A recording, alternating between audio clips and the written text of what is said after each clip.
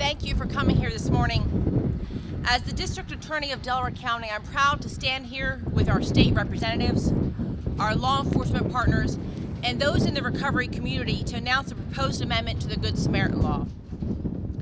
Our community and our nation is facing a heroin and opioid crisis. It's taking the lives of our friends, of our colleagues, and of our loved ones. Although the Good Samaritan Law has recognized the need for treatment as opposed to prosecution for those suffering from addiction, and though every day across our state, our law enforcement personnel and other first responders are saving people's lives by administering Narcan, we realized that we needed to do more to provide them with the help they need to beat this devastating disease. This bill will help ensure that those suffering from addiction have another opportunity to discuss their treatment options in the hopes that they pursue recovery. We stand here today united in our message that recovery is possible. Today, 1,134 lives have been saved by Narcan. We will continue our efforts to seek new solutions like this amendment to enable our community to live productive and healthy lives. I would ask kindly for Jamie Santora, State Representative here in our district, to unveil the new proposed bill that would amend the Good Samaritan Law to require anyone who receives this Narcan to meet with a certified recovery specialist or other trained medical professional. Jamie? Good morning and thank you. I am State Representative Jamie Santora. I represent the 163rd Legislative District here in Delaware County. The bill is very simple. There is no hidden facts. It is adding one step to our Good Samaritan Law.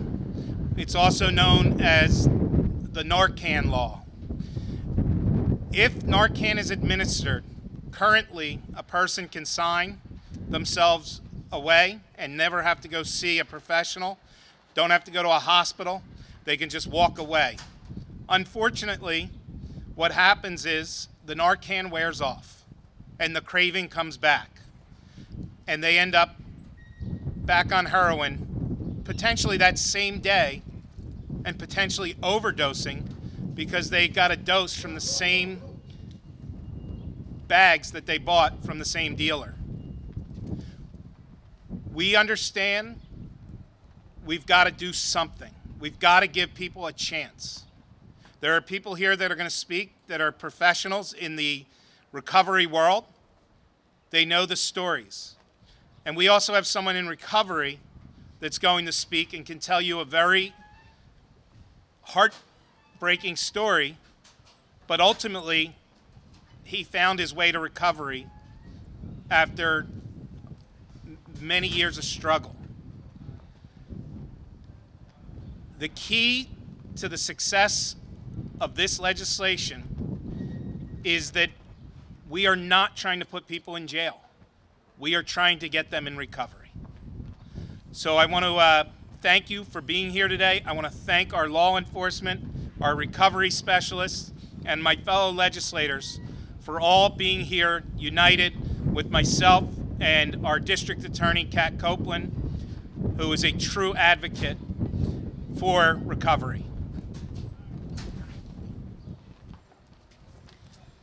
I'm going to introduce to you Brian Corson, who is here with his wife, Chrissy Corson. He is the founder and executive director of MVP Recovery, and he will be able to tell you the story from a different vantage point. Thank you, D.A. Copeland. I'm here today not only as the director of MVP Recovery, a sober living community here in Delaware County, but as a person in long-term recovery myself. I'm here to support all efforts that increase any person with a substance use disorder in obtaining and receiving the treatment and support they need for their addiction. It has been my experience that the time between an individual overdosing and their next possible use is a critical period, as the rate of overdose and death increases dramatically once a person is hit with Narcan and that Narcan begins to wear off. It is this crucial time frame that is needed for intervention. And this bill supports that notion that it is imperative that after an individual experiences an overdose, that they receive the proper resources, support, and follow-up like any other patient treated in the ER for a near-death experience that doesn't involve drugs. As anyone in recovery or in the recovery field knows, it is ultimately up to the individual themselves to accept treatment and to put in the work necessary to obtain and sustain sobriety. However, this bill allows the person to be provided with the necessary resources for treatment and the pathways to recovery available to them. Too many times, I've seen overdose victims be discharged from the hospital without having the opportunity to meet with any addiction specialist to receive the resources and, most importantly, the support they need to obtain treatment. And without that support, the probability of that person leaving the hospital post-overdose to go back out and use is very likely. This legislation is geared towards ending that malpractice which is being perpetrated daily. With this legislation, when a person wakes up from an overdose, they will receive the resources and support they need. And most importantly, they will not only receive this from a medical doctor or law enforcement personnel, but from a certified recovery specialist, a peer, a specialized peer that has struggled with addiction themselves and is now in long-term recovery. People who have not suffered with a substance use disorder oftentimes cannot understand how a person who has just overdosed and nearly died can go right back out and use again. The sad reality for many when they reach this point in their addiction is that not only is death not feared, oftentimes it is welcomed. A CRS or Certified Recovery Specialist can understand this because they have been there, and when that individual wakes up from that overdose, almost disappointed that they are still alive, that CRS can be there not only to help navigate them into treatment and support them in their recovery, but to share their experience, their strength, and their hope with that individual, to let that person know that recovery is possible and that person is worth it. It is my goal that through this bill, that one day every hospital in Delaware County and throughout the state of Pennsylvania will employ CRSs as daily staff to help combat this opiate epidemic. There's a lot of debate that I've heard about how many times somebody should be hit with Narcan. And I will tell you that debate ceases to be a debate when it is your loved one that is overdosing from this drug. This epidemic has reached every neighborhood and can affect anyone. And I work with individuals on a daily basis that have been hit with Narcan on multiple occasions and followed with the proper support and treatment afterwards are in long-term sobriety. And I'm with one of those individuals today, and I'm proud of that. So I want to thank everybody for having us out here today to promote that recovery is possible and that we do recover. Thank you.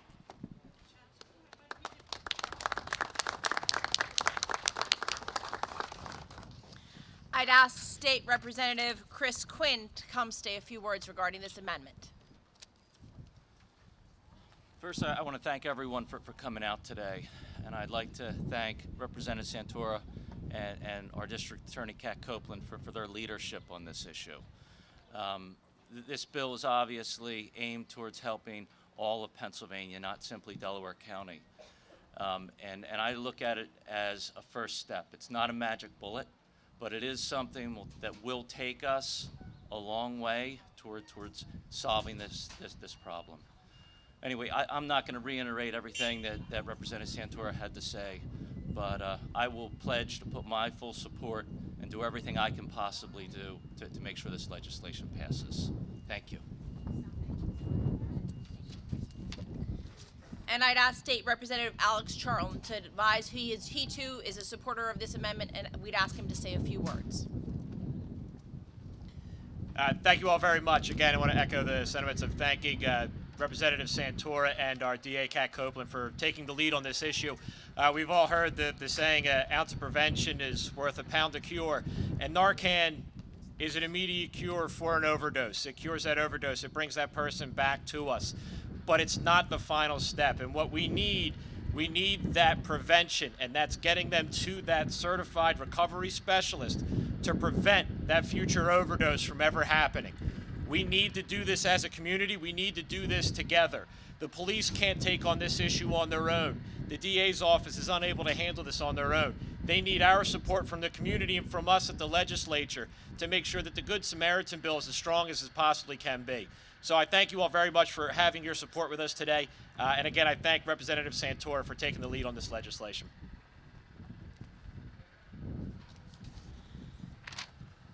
You've heard today about certified recovery specialists. We have one here today who will tell you what his journey has been like and the importance of this amendment.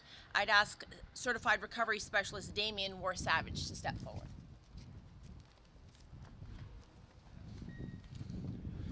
Good morning, wow, this is loud.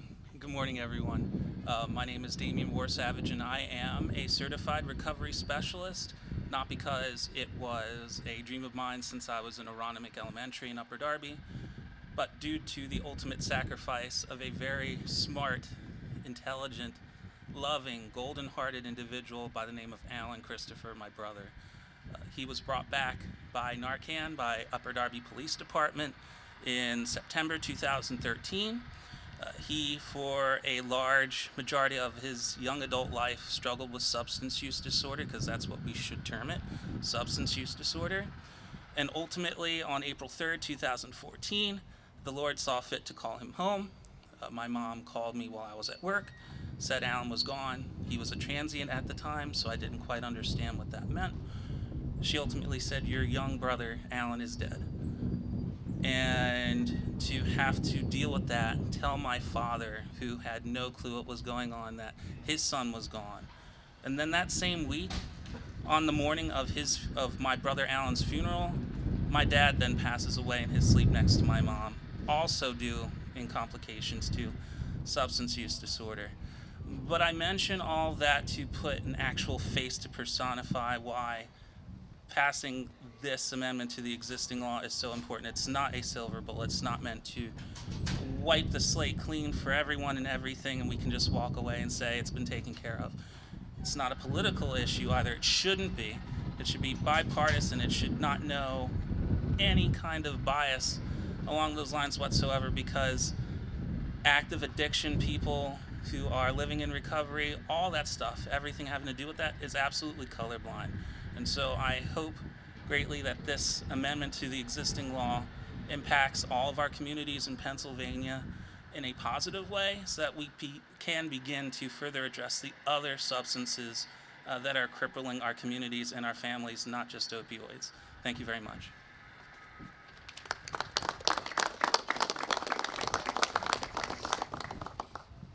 As you see standing behind us, we have police officers and police chiefs from all across the county who are united in favor of this amendment. I would ask Police Chief Joseph Daly, who is a representative from the Delaware County Police Chiefs Associations, to step forward. Good morning, everybody. I'm here representing all the law enforcement here in Delaware County. It is the officers behind me who are on the front lines every day administering Narcan. This is a plague upon our country, and I use the word plague meaningfully. We're losing 60,000 Americans a year to opioid overdose. This is something we have to deal with. It is not a criminal act. This is an addiction, which is an illness, much like cancer or any other illness. The only way we're going to get through this illness is through treatment. Bills like this, these grassroots things across the nation are going on now. This is the beginning of the end, and we hope that someday we'll get this under control. Thank you.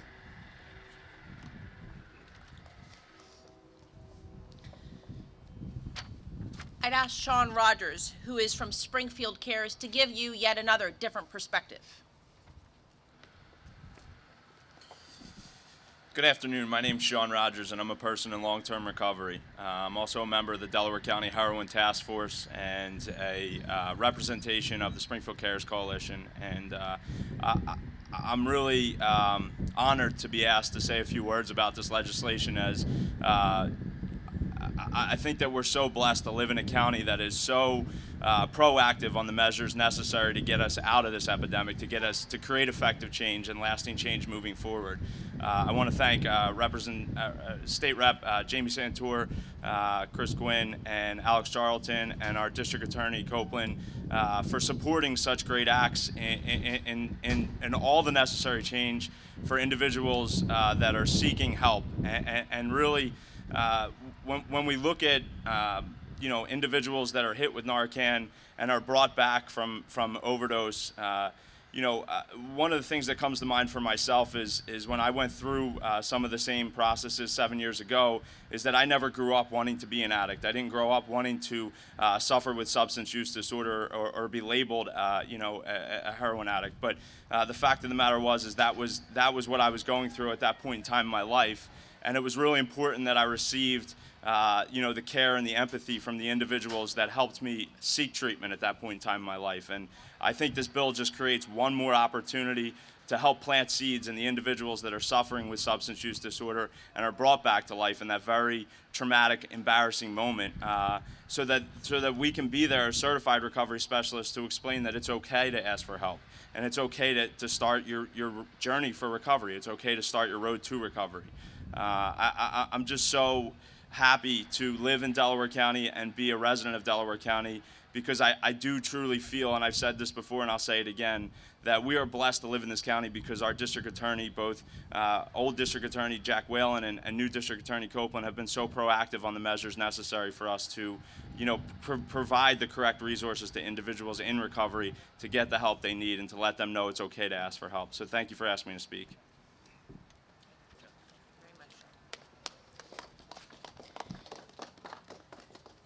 And of course, most importantly, let's also hear from Zach Romaine. Zach is MVP recovery resident, and he will yet add another perspective and talk to you about the importance of this amendment and how it could have potentially affected his life. Good morning, everybody. I'd like to say thank you for giving me the chance to come here and speak about this. I'd like to start by saying, if it wasn't for Narcan, today I would not be alive. The first time I overdosed, I was 19 years old. I woke up in a hospital bed with all sorts of tubes connected to me, and sitting there for a couple hours, I had absolutely nobody and no one there for me to talk to me about what I should do next. And when you get hit by Narcan, you're pretty much put in a withdrawal right away. And the first thing you want to do is go out and get another one. And that does absolutely nothing but, increase your chance of overdosing again. So eventually, after all these tubes were removed, the nurse came in and asked me if I'd like to, sign out and just leave. And of course, that's exactly what I wanted to do. If I would have had somebody there to talk to me about what to do next, it could have stopped a few more years in suffering for me and my family. And today I've lost a lot of people due to them overdosing and not getting this help, because the addict really has to want to stop, and having someone there to tell them or ask them what they think they need to do could have greatly increased a lot of my friends and loved ones. They can still be alive today if that would have been there for them. I'm not saying it would help everybody, but it would save a lot of lives and increase the chances of survivability of a lot of addicts today. And I really wish this had been, passed or given the chance when I was out there. And, being able to stand here today and speak on this is an honor. And I thank everybody for giving me the chance to come out here and, giving my opinion on this matter. And if this does go through, all I'm saying is it could save thousands of lives and, you know, ultimately stop a lot of pain and suffering for many lives in this state. And thank you for letting me come out here and speak on this.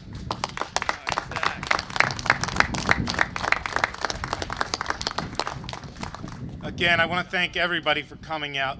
You heard Zach, you heard Brian, you heard Damien, you heard all the different stories. All we want to do is give somebody that one extra chance. The Narcan gives them the first chance, and that's survival. By adding the step of seeing a certified recovery specialist, that gives them an added step, another chance.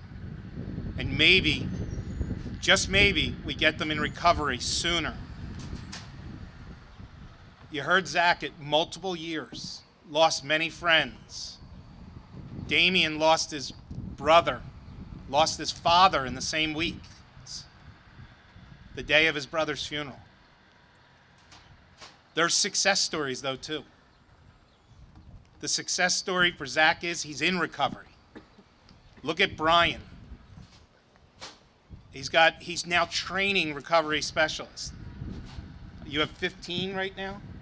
He's training 15 people to become certified recovery specialists. Each and every one of them went through what the stories you just heard.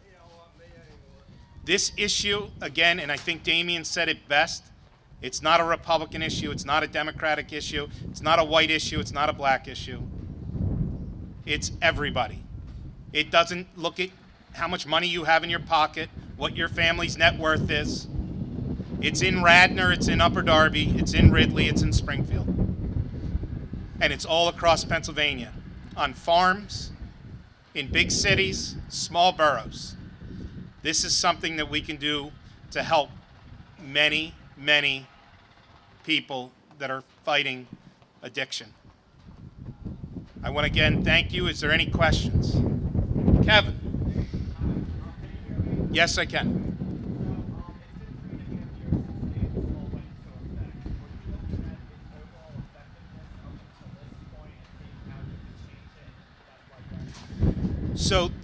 So the question is, David's Law has been in effect for a little over 3 years. Narcan has been successful for what it was supposed to do. It was to revive people that were in overdose conditions. What it has not done is necessarily gotten people in the recovery. This is a step to try to get them in the recovery, to, again, see that certified recovery specialist. This is the reason that this has come forth is from speaking to multiple people and different groups, everything from law enforcement, my neighbors that are cops, and telling me I'm going back to the same house 3 times and I feel like I can't do anything for this person. If there was just one more thing you could do. And it's not about arresting people. It's not putting them in jail. That is not the intention of this legislation whatsoever. And talking to people like Damien, who we've had multiple conversations. Sometimes we're on the same side of the issue, sometimes we're on opposite. But this is one we came together on, and we're able to realize how important it is to get them in front of a certified recovery specialist, especially someone that's been through it. And I think that is one of the key pieces, is that when that person wakes up, there's no, you can't understand. Well, when Brian Corson's standing right there, or one of the people he's trained, they say, oh yes, I can. I absolutely can understand. I've been in your shoes.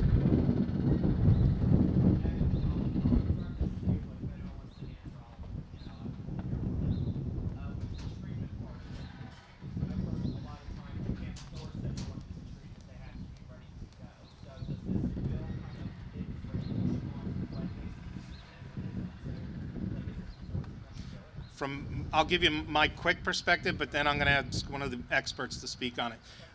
The idea is it's a chance. Maybe it's something, it gives them the opportunity to speak to someone, and maybe that person who understands better than the police officer that's giving them the Narcan can have a conversation that one of us may not be able to have.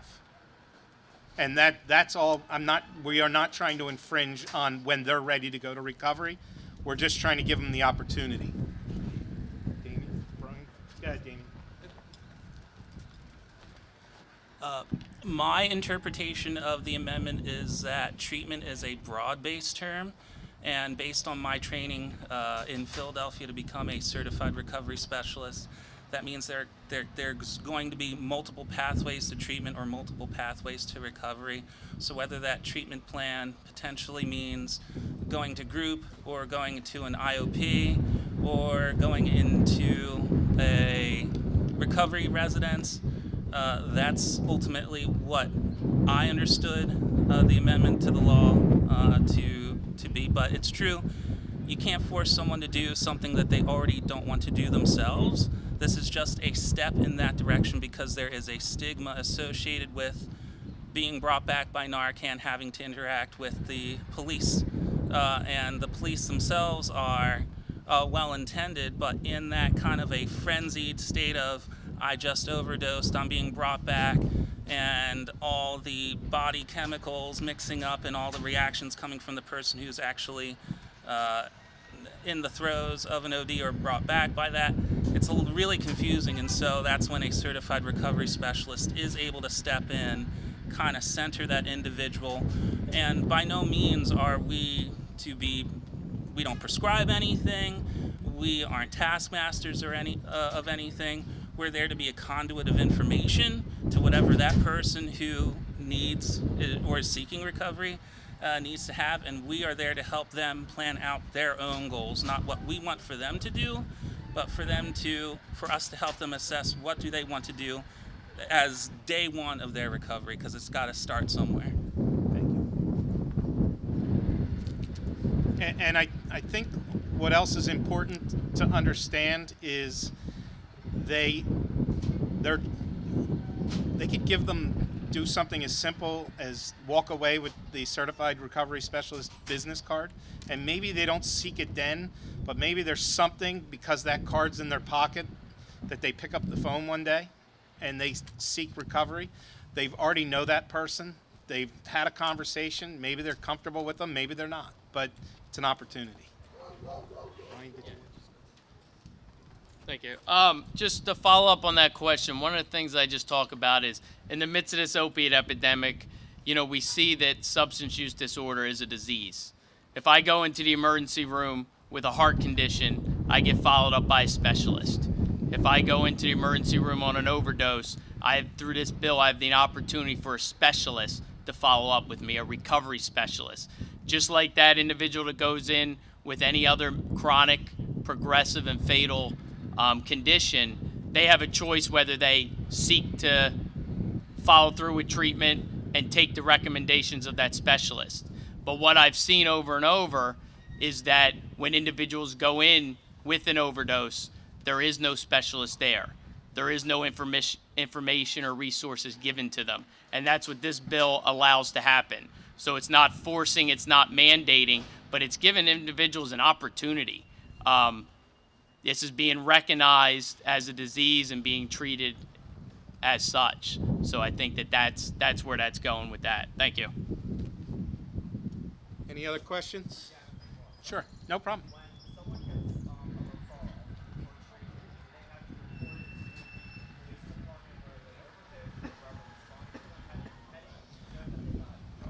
Okay, so one of the things that I want to make it very clear, we are not putting people in treatment.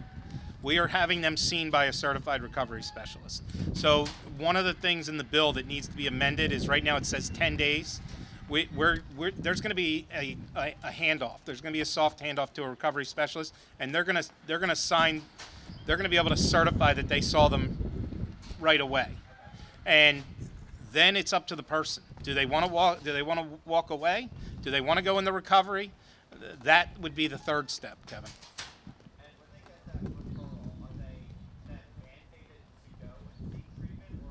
No, that is one of the, we are not doing mandates here. The only mandate, and I shouldn't say we're not doing mandates, because the only mandate is that they have to be seen by a certified recovery. Brian explained it well. I have a heart issue. I go see a heart cardiologist. I can walk out and never go back again. Same idea. And with the referral, does it give them access to any sort of subsidized recovery programs or anything specific? Well, there's many recovery programs that are already subsidized, and it doesn't put them in the front of the line.